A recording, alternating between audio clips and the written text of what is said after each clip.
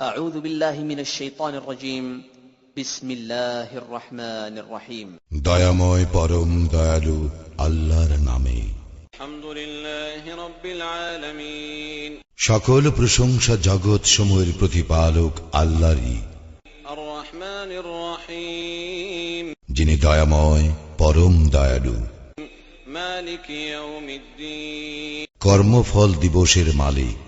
إياك نعبد وإياك نستعين আমরা শুধু তোমারই ইবাদত করি, শুধু তোমারই সাহায্য প্রার্থনা করি।